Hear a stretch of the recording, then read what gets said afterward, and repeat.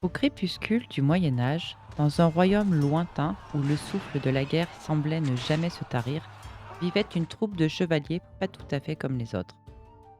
Ce groupe hétéroclite, mené par un jeune chevalier nommé Eudes, revenait d'une mission d'espionnage dans un territoire voisin. Leur mission était un succès, jusqu'à ce qu'ils se perdent dans les collines du royaume ennemi, transformant leur retour triomphal en un véritable cauchemar. Eudes, jeune et enthousiaste, mais aussi souvent tête en l'air, était accompagné de quelques compagnons peu ordinaires.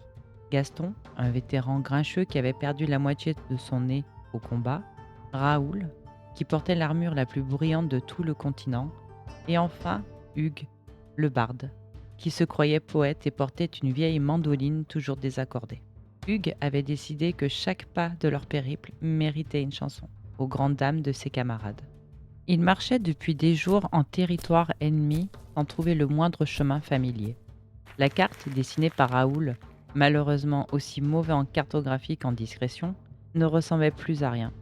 La troupe avançait, dépourvue de repères, tentant d'éviter les patrouilles ennemies et surtout les villageois méfiants. Une nuit, épuisés et désespérés, ils décidèrent de camper près d'une rivière. Gaston, en surveillant les alentours, repéra une petite cabane au milieu de nulle part. Peut-être qu'un vieil ermite pourrait nous indiquer la route, proposa-t-il en haussant les épaules. Hugues, qui n'avait plus d'idée, accepta. Ils toquèrent, et un vieil homme édenté ouvrit la porte, les yeux pétillants. Oh, des visiteurs! J'attendais de la compagnie. Entrez, entrez! Balbutia-t-il. Trop fatigués pour se méfier, les chevaliers acceptèrent l'hospitalité. La cabane empestait un mélange de choux fermentés et de ragoûts trop cuits. Hugues, bien qu'affamé, refusa poliment de manger, prétendant être allergique aux choux, mais le vieil homme avait déjà versé du ragoût dans les bols. À peine eurent-ils goûté le ragoût qu'ils se sentirent étrangement légers, presque flottants. Gaston tenta de dire quelque chose, mais ses mots semblaient sortir en chantonnant, comme si sa voix elle-même s'était transformée. Quant à Raoul, il essayait tant bien que mal de se lever, mais trébuchait à chaque pas, comme si ses pieds avaient doublé de poids. Le vieil homme éclata de rire. « Je vous ai ensorcelé !» cria-t-il en dansant autour d'eux. « Vous voilà mes prisonniers !» Eudes, qui avait tout de même encore un peu de lucidité, fixa le vieil homme et murmura. « Pourquoi nous faire ça? Nous ne sommes pas riches et nous sommes perdus. » « Perdus? Hein? Ah! Alors, voilà ce que je vous propose. Aidez-moi à accomplir une mission toute simple et je vous montre le chemin du retour. » Après quelques débats et grognements, les chevaliers acceptèrent, n'ayant pas d'autre choix. La mission était simple. Ils devaient se rendre dans la grotte de Roc Noir, un lieu connu pour ses légendes terrifiantes, et rapporter un étrange cristal que le vieillard désirait. Ils partirent à l'aube, la gueule de bois d'un ragoût ensorcelé toujours présente.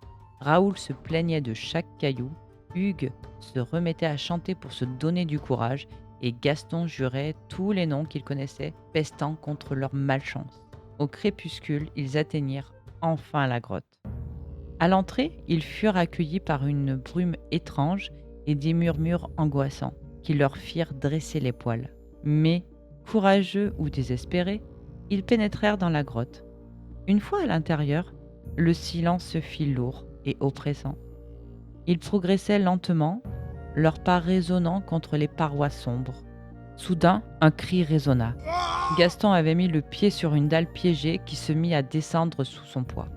Le sol s'ouvrit sous eux et les 4 chevaliers glissèrent le long d'un tunnel glissant jusqu'à atterrir couverts de poussière dans une immense caverne scintillante. Et là, au centre, sur un piédestal de pierre, reposait le fameux cristal.